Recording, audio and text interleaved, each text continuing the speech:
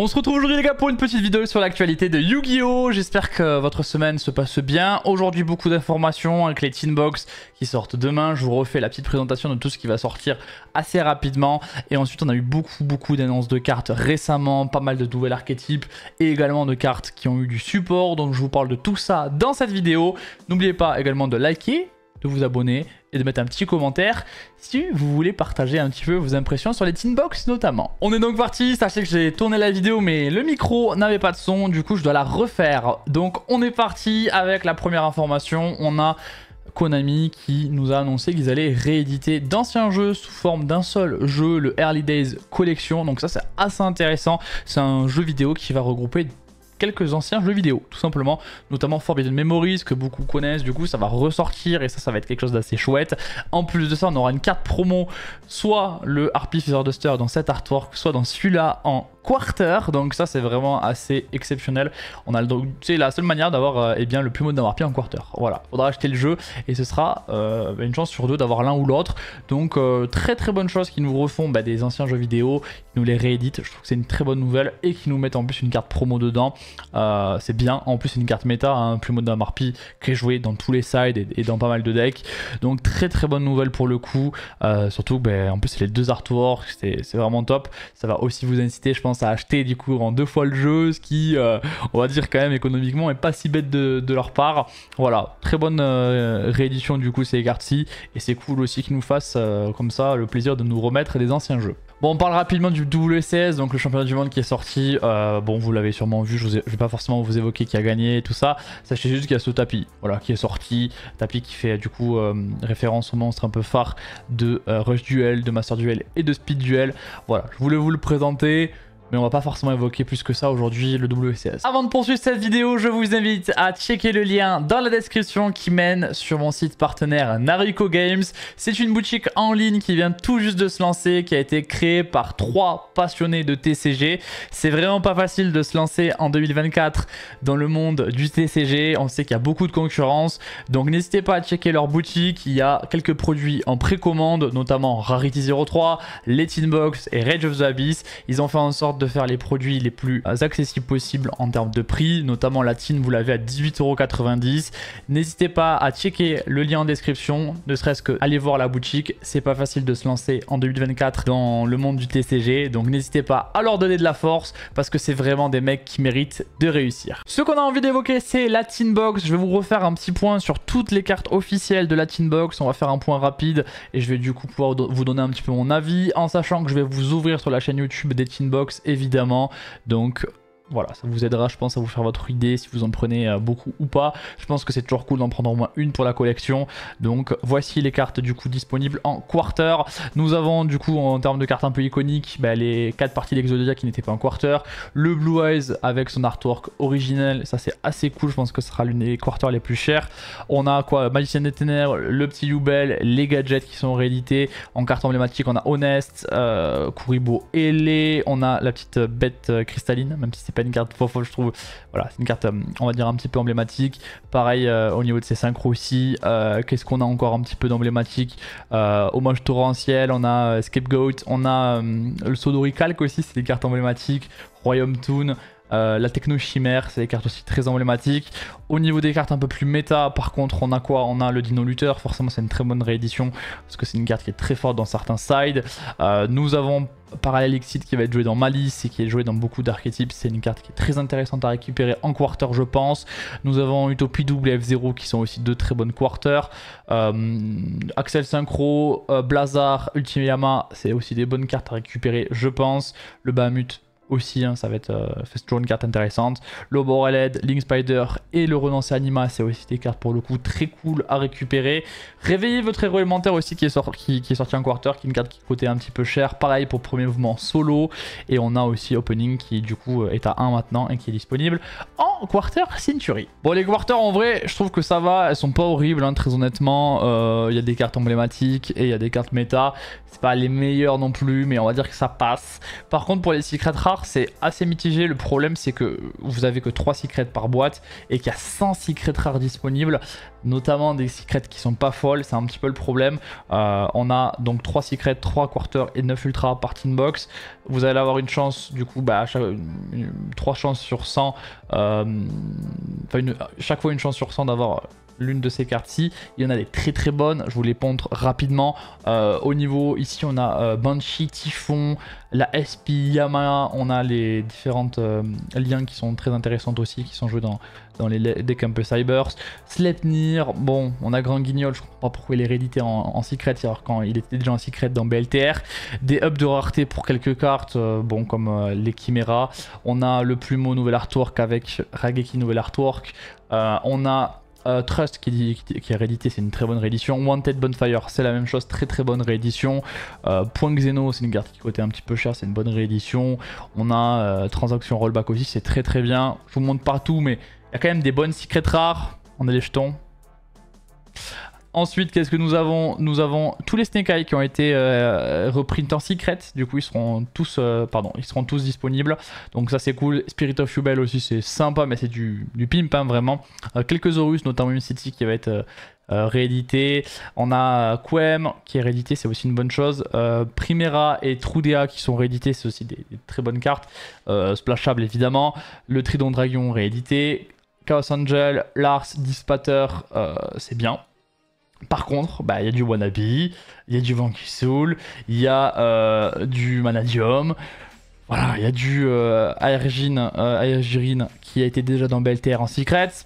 Je sais pas pourquoi elle est encore là, honnêtement, ça je comprends pas. Il y a des cartes qui étaient dans BLTR en secret qui sont du coup sorties il y a quelques mois et qui sont de nouveau disponibles en secret. Je comprends pas la logique. Du coup, voilà, il y a quand même beaucoup de cartes de merde, hein. Là, j'en ai évoqué des biens, mais sachez que, spoiler, je pense que la SP, elle va être un peu short print. Donc, c'est un peu le problème. J'aurais préféré, honnêtement. Je trouve que les secrets, en vrai, il y en a des biens. Il y en a d'autres qui sont un peu emblématiques. Mais le problème, c'est qu'il n'y a que 3 secrets par boîte et que vous allez souvent pas avoir les secrets que vous souhaitez, évidemment. J'aurais préféré 2 secrets par booster, donc 6 par boîte. Ça aurait été un petit peu plus rentable, je pense, pour les acheteurs.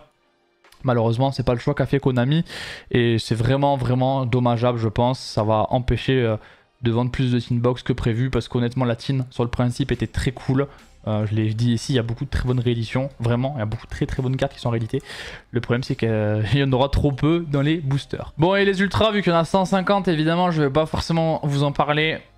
Sachez qu'il y a beaucoup de cartes vraiment OZF en ultra. Alors les communes, je vous les montrerai même pas dans cette vidéo parce qu'honnêtement, c'est des communes qui n'ont aucun intérêt. Les communes ne servent à rien. Ils ont fait n'importe quoi sur les communes. Ils nous ont réédité des communes que personne ne souhaite et qui n'étaient pas compliquées à récupérer. Du coup, je comprends pas. Ils auraient dû nous rééditer des cartes qui étaient déjà disponibles, mais soit qui sont très vieilles, jouées en Edison par exemple, ou des cartes qui étaient avant en super rares. Du coup les mettre en commune pour que ce soit un peu plus accessible. C'est pas le choix qu'ils ont fait, je ne le comprends pas. Il y a donc il y a une carte Horus qui est disponible en ultra. Il y a tout ce qui est, on va dire, Chimera qui est disponible en ultra. Des esprits de la terre immortelle. Bon, ok. Du Evoltil, Evolzar. On a quoi? On a également du Melfi un petit peu. Du Purli. Alors sachant qu'il y a tous les Purli qui ont été, je crois, réédités en ultra. Donc c'est plutôt cool sur le papier. On a les Rescue Ace qui n'étaient pas en ultra qui sont disponibles, donc ça aussi c'est très bien, c'est quasiment les meilleurs à choper, hein, les Rescue Ace honnêtement dans ce up de rareté là. Un petit peu de Kashtira, un petit peu de Mikanko pour faire un petit peu un topo global. Ensuite on a quoi ici? On a ouais, comme je l'ai dit, du Purli, une carte Usartic. Ouais, c'est pas fou. Il y a celle-ci là, le Cybers qui est pas mal honnêtement à récupérer. Du Chimera encore une fois. Dinamundo qui a qui était compliqué à... Enfin qui était un peu cher avant, maintenant elle est en super, elle est en ultra, elle est disponible dans toutes les raretés. Il y a du TG, bon il y a quelques ups de rareté, hein, très clairement, de cartes bien, mais il y en a d'autres, c'est vraiment aux F tiers, donc c'est dommage. Et au niveau des magies et des pièges... voilà ma réaction c'est ça, Triangle 0, personne la souhaite, personne la joue, enfin, c'est très bizarre. Il y a des choix qui ont été faits au niveau de ces ultras qui sont assez incompréhensible et honnêtement il y a beaucoup de mauvaises cartes en ultra rare Et c'est vraiment dommage.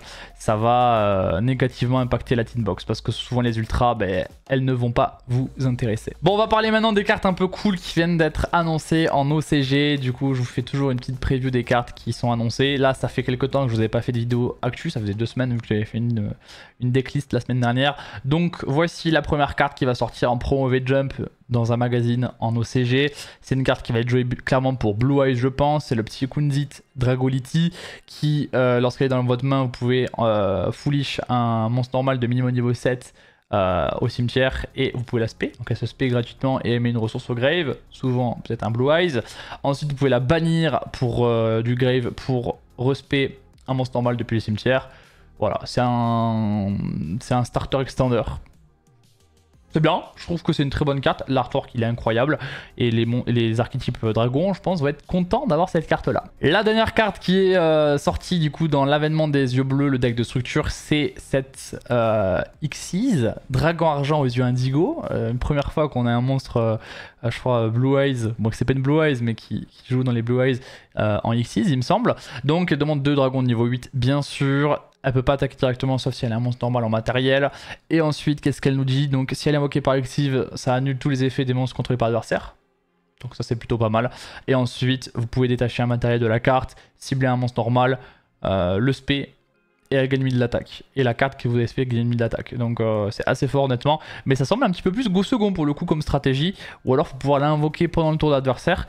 Mais sinon ça semble un petit peu plus go second parce que l'effet de to negate c'est quand elle est invoquée. Donc dans le T1 ça sert à rien, donc c'est forcément T2 ou si vous arrivez à le faire dans le tour de l'adversaire. Nous avons ensuite du support pour quelques archétypes, du support qui a été annoncé pour Supreme Darkness, c'est l'extension qui va sortir après Rage of the Abyss et c'est du support vitesse Roid avec notamment des synchros très intéressantes que je vais donc vous présenter aujourd'hui.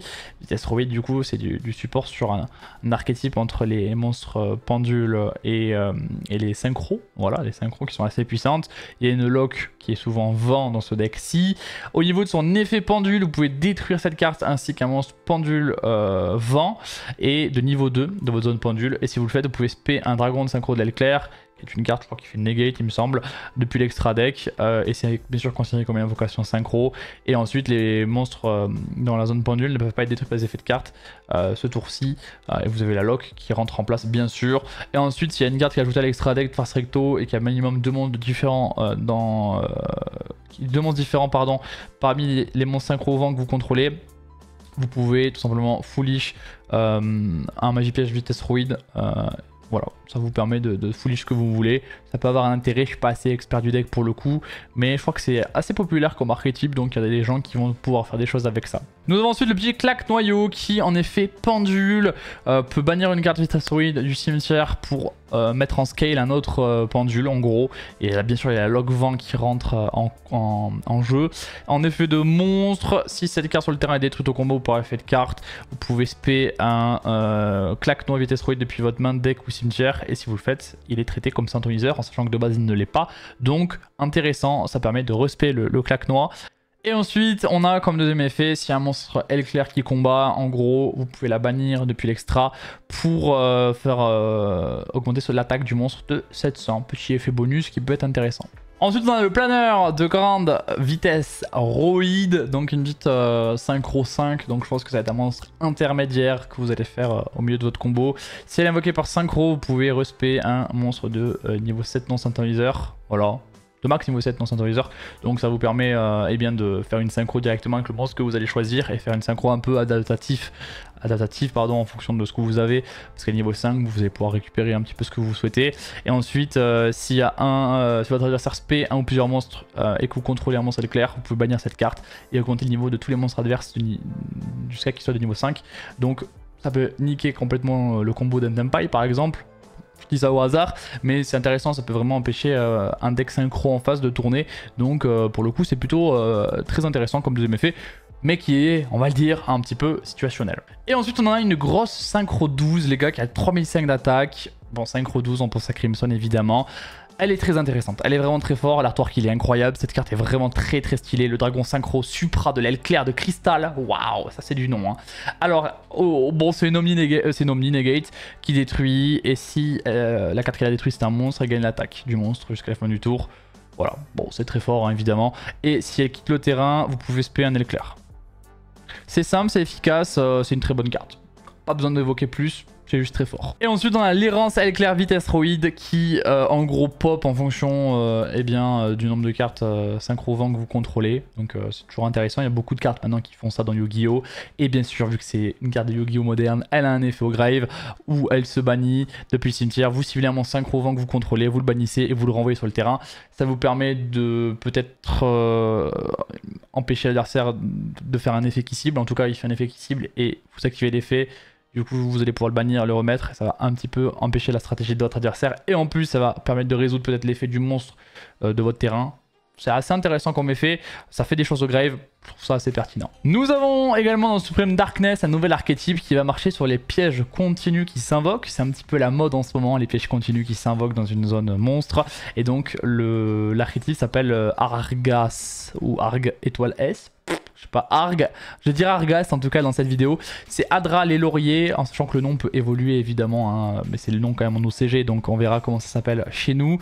Du coup cette carte-ci, durant le tour d'adversaire, si vous contrôlez un piège continu en effet rapide, vous pouvez bannir cette carte depuis votre main, changer l'attaque d'un monstre stricto à 0 jusqu'à la fin du tour. Voilà, c'est parce que vous avez souvent joué 3 de cette carte-ci, du coup c'est votre starter. Et si vous avez eu 2 fois cette carte dans votre main de départ, ça vous permet de la débriquer un petit peu, ou en tout cas d'en faire quelque chose. Donc c'est intéressant. Surtout que la bannir sera un impact clairement sur les pièges que vous allez contrôler. On va voir ça juste après, mais ça aura un gros impact d'avoir cette carte là dans le banni. Ce sera même prépondérant que vous l'ayez dans le banni. Si elle est norme, eh bien votre adversaire ne peut pas activer ni de cartes ni d'effets en réponse à l'activation de vos cartes pièges continus et vos effets de pièges continus le reste de ce tour. Bon, c'est le reste du tour, donc c'est quand elle est norme, donc c'est moyen nettement. Et ensuite l'effet qui est intéressant mais qui du coup peut être negate, c'est quand elle est sur le terrain, vous pouvez la bannir et placer 2 pièges continus de l'archétype depuis votre main ou deck et face recto dans vos zones magie piège. Donc les monstres qui arrivent, enfin les magies pièges, elles arrivent direct face recto. Ça a beaucoup d'importance parce que vu que c'est des pièges qui s'invoquent, vous allez pouvoir les invoquer directement après. Voilà, donc c'est plutôt intéressant. Et du coup quand vos pièges ils vont activer leurs effets pour se mettre en zone monstre, bien si vous l'avez norme ce tour-ci, l'adversaire pourra pas répondre, donc ça va être intéressant. Voilà, c'est pas dégueulasse, mais il y a quand même, je pense, beaucoup de out à ça. On va maintenant voir les magies pièges de l'archétype. Nous avons du coup la magie terrain, le stade à domicile, parce que c'est un archétype clairement sur l'intelligence artificielle, voilà, les hologrammes, ce genre de choses. Du coup le stade à domicile, assez cool comme artwork.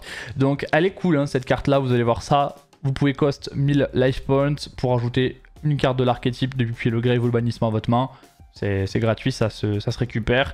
Chaque fois qu'un ou plusieurs pièges continus sont invoqués spécialement depuis la zone magie piège, vous pouvez faire 500 de dommages à l'adversaire.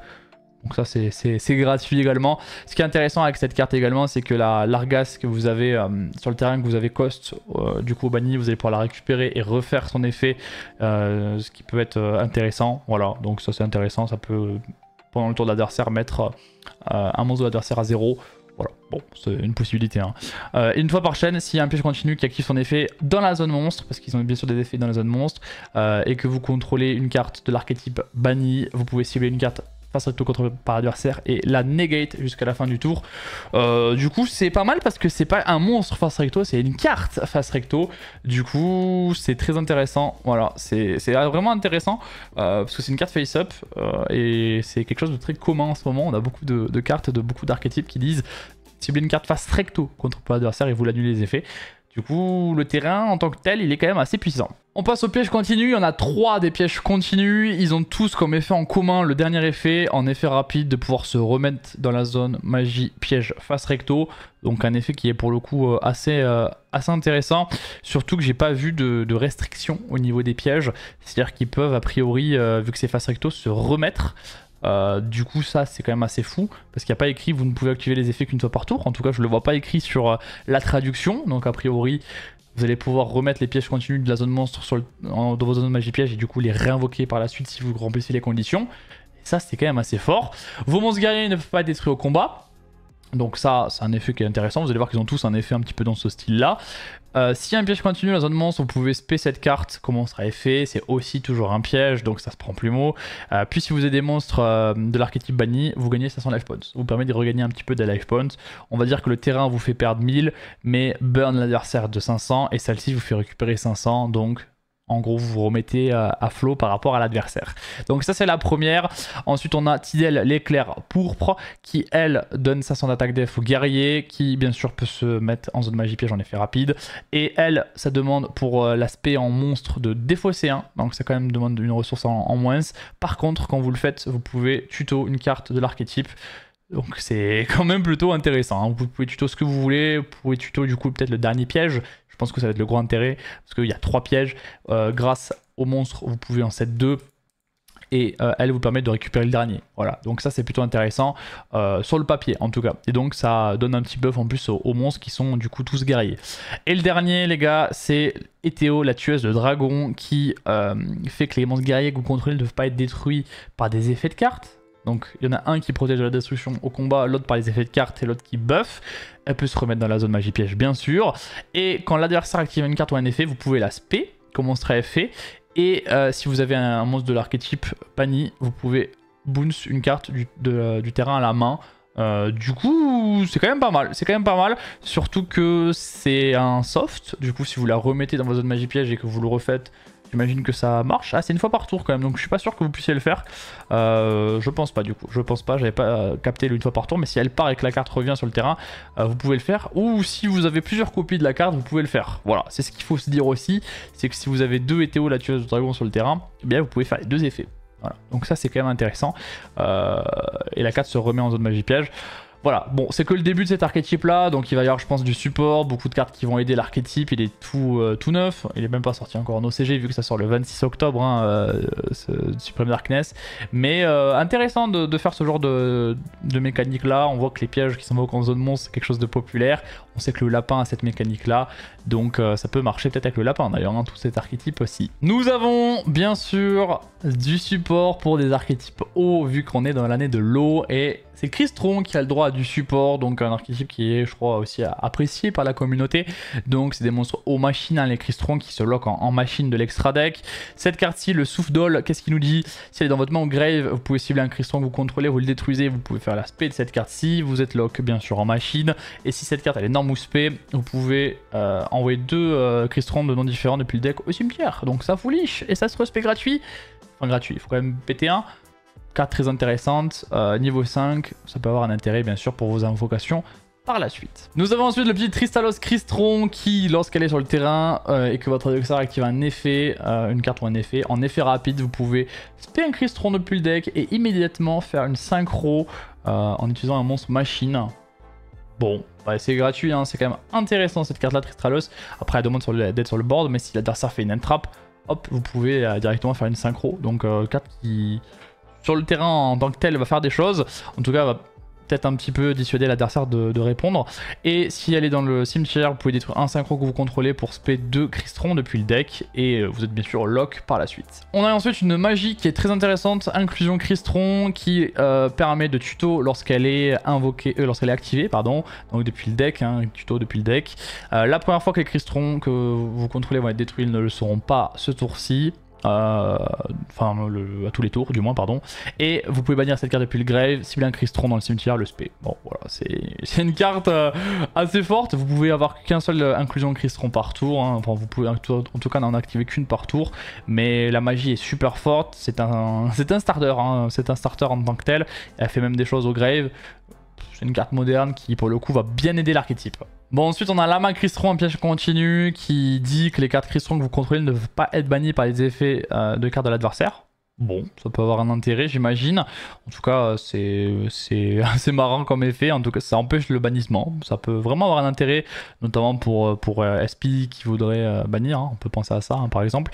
Ensuite, si vous pouvez cibler une carte face tour sur le terrain, ou 2 si vous avez un monstre synchro Crystron. Et en gros, vous pouvez mélanger un Crystron depuis le cimetière ou bannissement dans le deck et détruire les cartes que vous avez ciblées. Donc, on a beaucoup de pièges maintenant qui pop, hein, en fonction du nombre de cartes que vous avez. vous pouvez pop. On pense à plein de magies qui font, à pièges qui font ça, notamment rayonnement voiceless qui peut faire ça.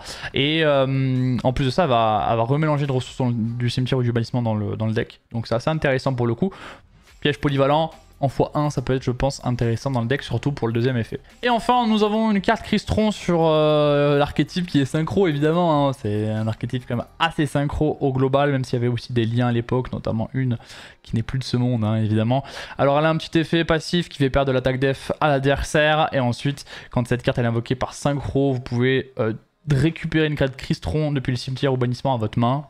Intéressant, récupération de ressources, toujours intéressant. Et lorsqu'elle est détruite au combat ou par un effet de carte, si elle a été invoquée par synchro, vous pouvez spé un Crystron depuis le cimetière ou bannissement. Bon, c'est une carte qui fait beaucoup de choses, qui vous permet d'extendre sur d'autres cartes, sur une autre partie de votre combo, et qui, quand elle part, vous permet de respect. Donc une carte, pour le coup, assez polyvalente et assez intéressante. On connaît également la petite quarter exclusive de Supreme Darkness. Vous le savez, il y a toujours une carte qui n'est qu'en quarter, qui est une carte un petit peu de collection. Et celle-ci, c'est le paladin des liens de l'unité, qui est super cool au niveau de l'artwork, honnêtement. Bon, c'est une carte souvent qui n'est pas jouable, hein, ces cartes-ci. Celle-là, elle est un peu plus jouable que les autres, parce qu'elle fait plusieurs choses. Déjà, quand elle est invoquée par synchro, elle peut pas être détruite par les effets de carte de l'adversaire, et l'adversaire ne peut pas la cibler. Voilà, donc ouais, c'est bien, franchement c'est bien. Donc elle peut être détruite au combat en somme. Et si vous avez minimum 25 cartes dans votre cimetière, elle gagne 100 attaques def pour chaque carte sur le terrain et dans les cimetières. Donc elle peut vraiment monter très haut, pardon. Une carte qui peut monter à 8000 sans aucun problème. Hein. Et une fois par tour, lorsqu'il y a une magie qui est activée et que l'adversaire a minimum 25 cartes dans son grave, vous pouvez l'annuler et la détruire.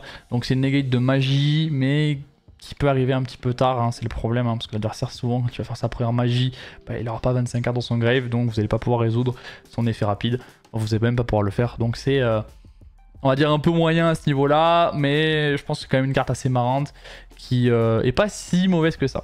On a eu l'annonce également de support dans une nouvelle extension qui va sortir le 23 novembre du côté de l'OCG, ça devrait sortir chez nous aux alentours de mars, avril, peut-être en février, mais je pense plutôt au mars honnêtement. C'est Terminal World 2. Vous le savez, Terminal World, c'est quelque chose qui va rééditer des cartes qui étaient dans Duel Terminal à l'époque. On a eu notamment Douglas, Ritual Beast qui avait reçu du support à l'époque dans BLTR. Et bien écoutez, c'est un petit peu la même vague. Je pense que ce sera une bataille de légende. Chez nous, on est en TCG. Et donc, on a du support pour deux archétypes qui a déjà été annoncé. Le premier archétype, c'est Préhistorique, Jurak en anglais, qui a reçu du support.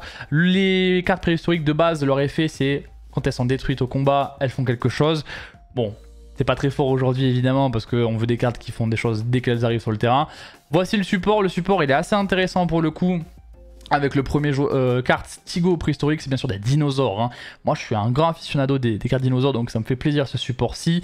En main phase, vous pouvez détruire une carte que vous contrôlez et foolish un dinosaure depuis le deck au cimetière. Et ensuite vous pouvez spé des monstres préhistoriques depuis votre main ou le deck qui est égal à la somme des niveaux du monstre envoyé. Donc si vous faites un foolish 4, vous pouvez spé un préhistorique de niveau 4. Donc ça c'est intéressant parce que, bon, ça demande à ce qu'elle soit sur le terrain, ça détruire un, et souvent détruire un, ça a de l'intérêt dans un deck dinosaure. Ça permet de foolish, c'est très fort dans un deck dinosaure aussi de foolish. Et en plus, ça spé un préhistorique, donc quand même ça fait beaucoup de choses. Ça lock en dragon bien sûr, mais c'est quand même une carte très polyvalente. Bon, elle peut bounce quand elle est détruite au combat, je pense que ça arrivera pas très souvent. Après ça peut avoir un intérêt, hein. Vous pouvez la crash dans une carte adverse et bounce la carte que vous voulez, donc ça peut avoir un intérêt très honnêtement quand même. Ensuite le deuxième monstre qui a été annoncé c'est Mégalo préhistorique, j'aime bien l'artwork, il est assez cool, qui peut se spé de la main quand vous contrôlez un dinosaure. C'est un extender pour le coup gratuit, donc synthoniseur de niveau 1 également, ça a un intérêt, vu que les préhistoriques de base c'est un archétype synchro. En main phase vous pouvez défausser 2, dont un préhistorique pour draw 2. Donc ça permet de débriquer un peu sa main. Si vous jouez beaucoup de préhistoriques et surtout beaucoup de préhistoriques de l'époque, c'est pas des très bonnes cartes, hein, c'est des cartes qui font rien. Donc je pense que c'était dans cet intérêt-là. Je suis pas sûr qu'on joue beaucoup d'anciens préhistoriques, hein, très honnêtement, si on veut jouer des cartes préhistoriques. Ça va plus se splash avec dinosaures de base. Et si cette carte est détruite par effet de carte ou au combat, vous pouvez envoyer un préhistorique depuis votre deck ou extra deck au cimetière. Voilà, ça foolish, en gros, ça foolish ce que vous voulez, donc c'est pas mal, c'est pertinent, je pense pas que l'effet soit fait tant que ça non plus, ça peut avoir un intérêt dans une combo, mais faut pouvoir la péter, on peut peut-être avoir envie de s'en servir, surtout comme synthoniseur, Voilà, en tout cas le fait qu'elle puisse se spé gratuitement c'est toujours intéressant. Et son deuxième effet qui est aussi assez sympathique. Ensuite, nous avons la magie de terrain. Alors la magie de terrain les gars, je respire. Parce que franchement, l'art déjà, bah j'adore. Ça fait vraiment éruption volcanique, extinction des dinosaures. Et au final l'archétype il est assez bien pensé parce que les dinosaures se sont éteints. Et vous allez voir que les cartes que vous allez voir ensuite, bah ça marche un petit peu dans cette extinction des dinosaures finalement. La gimmick est respectée on va dire. Elle, cette carte de terrain, qu'est-ce qu'elle dit? En main phase, vous pouvez détruire un dinosaure que vous contrôlez et spé un préhistorique du deck. Ça c'est super fort parce que bah, les dinosaures ils aiment bien ça, se détruire, ça respect, très intéressant, sur le papier en tout cas. Si votre adversaire invoque spé un monstre, un ou plusieurs monstres et qu'il a fait 4 effets de monstre dans le tour, vous pouvez spé un météore préhistorique depuis votre extra deck et c'est traité comme une invocation synchro. D'accord, mais qu'est-ce que c'est météore préhistorique? Bah c'est une carte qui dit raser le terrain. Voilà. Et du coup c'est pour ça que je vous disais que la gimmick de l'extinction des dinosaures est respectée. Parce que un météore qui pète tout, c'est le météore qui a détruit les dinosaures. Hein. Enfin qui a éteint en tout cas la race des dinosaures. Donc on va dire que la vraie vie est respectée à ce niveau-là. Le météore il détruit tout comme les dinosaures se sont détruits eux-mêmes, enfin se sont éteints eux-mêmes bien sûr. Donc c'est assez drôle, surtout que c'est compté comme une invocation synchro. Et donc le météore il était disponible à 1€, il est monté à 30, je crois qu'il est autour de 15€ maintenant. Moi je l'ai récupéré à 1€, donc j'étais bon. Si en plusieurs monstres préhistoriques que vous contrôlez ont été détruits par un effet de carte, vous pouvez bannir un dinosaure à la place. Voilà. Donc en plus souvent les conditions c'est de péter un dinosaure. Et si c'est un dinosaure que vous avez ciblé qui est préhistorique, vous pouvez bannir un à la place. On sait qu'il y a un dinosaure qui peut se spé quand il est banni. Du coup ça peut être intéressant de l'avoir et de s'en servir. Ensuite la synchro du coup c'est Astéro préhistorique, ouais je crois qu'il y en a qu'une synchro, ouais c'est ça je vérifiais. Astéro préhistorique niveau 10 du coup. Comme beaucoup de dinos, c'est niveau 10, hein, les boss monsters, qui demandent bien sûr un monstre synthoniseur plus un ou plus monstre non synthoniseur de type dinosaure. Si elle est invoquée par synchro, vous pouvez set une magie piège préhistorique. On pense surtout au terrain hein, pour le coup, parce que les autres préhistoriques sont un peu moins folles. Une fois par tour, lorsque l'adversaire va spé un ou plusieurs monstres, vous pouvez bannir 2 dinosaures depuis votre cimetière, annuler l'invocation, et si vous faites détruisez les monstres. Donc c'est intéressant parce que les dinos. Dans un deck dinosaure, vous allez en avoir beaucoup au grave. Donc pour le coup, en plus on a vu que ça foulichait beaucoup depuis tout à l'heure. Donc pour le coup, son effet il est intéressant. Je crois que c'est l'esprit inhérent du coup que ça va empêcher à vérifier. Et en effet rapide, vous pouvez bannir 2 préhistoriques du cimetière et vous pouvez spé un météore préhistorique et du coup raser le board. Donc vraiment vous allez pouvoir faire bon Nibiru quoi entre guillemets et sans avoir le jeton qui arrive. Du coup c'est assez drôle, c'est puissant quand même sur le papier. Je sais pas si ce sera fort, en tout cas c'est très drôle de jouer ça et je pense que moi qui aime les dinosaures je vais forcément apprécier jouer les préhistoriques dans un deck dino. Et le deuxième archétype que je vous ai évoqué qui sera donc dans Terminal World 2, ce sera Mythologie qui a reçu du support et là aussi c'est du très bon support. J'aime beaucoup ce que fait Konami sur les anciens archétypes récemment. On peut penser, je l'ai dit à Bayer Douglas, même Genex, voilà ce qu'ils ont pu faire c'est cool. Yubel au préalable, Ritual Beast, ils ont fait du bon travail dessus, donc je suis assez content. Mermail, c'est du bon travail aussi qui a été fait. Donc honnêtement, bravo Konami, il faut le dire quand c'est bien aussi. Le support mythologique, il est intéressant. Je dis pas qu'il est exceptionnel ou parfait, en tout cas il est intéressant, il y a des choses qui sont bien pensées. Et je pense que les cartes sont puissantes, donc c'est bien. Si on veut qu'un ancien archétype soit fort, il faut faire des cartes puissantes. Il n'y a pas le choix, de toute façon. Il n'y a pas le choix. Alors, qu'est-ce que nous le dit? Donc déjà, c'est une lumière bête, hein. C'est pas un light démon, donc c'est important de le souligner quand même. Si cette carte est dans la main, vous pouvez défausser 2 mythologiques, dont cette carte. Et vous pouvez faire une invocation synchro d'un monstre mythologique depuis le deck. Dont les niveaux sont égaux, bien sûr, aux 2 monstres que vous avez défaussés. Donc, c'est intéressant, c'est considéré comme une invocation synchro, et en gros c'est une invocation synchro en défaussant de la main. Donc en termes de gameplay, je trouve ça super intéressant, c'est très fun. Ça peut du coup être un starter, cette carte-ci, si vous avez la carte qui va bien à côté. Vous allez voir qu'il y a eu 2 synchros d'annoncer. Si il y a une ou plusieurs cartes qui sont envoyées de la main au cimetière, et tant que cette carte est dans votre cimetière, vous pouvez la bannir pour spé un mythologique depuis votre main. C'est un petit effet bonus qui peut être très intéressant, honnêtement. Vous n'allez pas le faire tout le temps, mais selon les mains que vous avez, vous allez pouvoir le faire quand même pas mal de fois, je pense. La deuxième carte qui déjà a un artwork exceptionnel, magnifique, la plus belle carte de cette vidéo je pense, la résurrection du royaume mythologique. magie continue, elle aussi très puissante. En plus d'être belle, elle est puissante, donc là ça se régale. On dirait même pas une carte mythologique, c'est une folie. Alors quand elle est activée, déjà sachez que vous ne pouvez activer que une seule résurrection par tour, important de le dire quand même. Quand elle est activée, vous pouvez set une magie piège mythologique, donc c'est gratuit, hein, ça set, c'est bien. L'adversaire ne peut pas activer de cartes ni d'effets lorsque vous avez une invocation synchro d'un monstre mythologique. Ça aussi c'est un effet qui commence à perdurer, on commence à avoir beaucoup ce genre d'effet dans les cartes Yu-Gi-Oh maintenant, donc ça aussi c'est intéressant. Et vous avez un effet pour le coup qui est très intéressant, une fois par tour, vous pouvez défausser un mythologique pour activer l'un de ces effets. Soit vous piochez un, soit vous faites une spé du cimetière ou du bannissement d'un monstre mythologique. Voilà, donc ça c'est intéressant, parce que selon l'état de la game, vous pouvez avoir un intérêt de faire l'un ou l'autre, en fonction de votre main aussi vous allez avoir un intérêt de faire l'un ou l'autre. Donc une carte polyvalente, c'est ce qu'on demande aussi aux cartes d'être polyvalentes. Celle-ci, elle l'est. Ça peut être un starter, cette carte en tant que telle. Et ça peut être un extender. Donc c'est une carte forcément intéressante. On a vu au préalable le petit monstre qui peut se dégager pour faire une synchro. Et notamment, elle peut peut-être faire cette synchro 4. Du coup, Gamijin mythologique qui, elle, est lumière démon. Du coup on pense forcément à Finn Smith.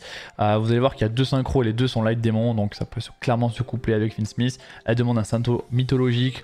Donc votre adversaire ne peut pas cibler les autres cartes mythologiques synchro que vous contrôlez avec des effets de cartes, donc ça c'est un effet quand même passif assez intéressant. Et ensuite quand elle est invoquée par synchro, vous pouvez spé un mythologique depuis la main ou le deck. Donc c'est clairement une carte, quand elle arrive elle extend, donc c'est ce qu'on demande à une carte. Du coup ça peut être un boîte carte combo, hein, la carte que vous avez au début et bien de cet archétype. Il faudra quand même une carte mythologique avec, je crois. On va revérifier ça. Ouais, donc c'est 2 monstres mythologiques. Donc il va falloir quand même 2 monstres mythologiques en main de départ. Et si vous avez les 2 monstres mythologiques, vous pouvez clairement faire de l'extend et ensuite voilà, ça part sur le combo. Si elle est envoyée au cimetière, vous pouvez piocher un nombre de cartes égal au nombre de monstres synchro mythologiques que vous contrôlez et ensuite vous devez discard 1. Donc là aussi c'est plutôt intéressant. Vu qu'elles aiment bien discard les cartes, bah, ça vous permet de faire pas mal de choses.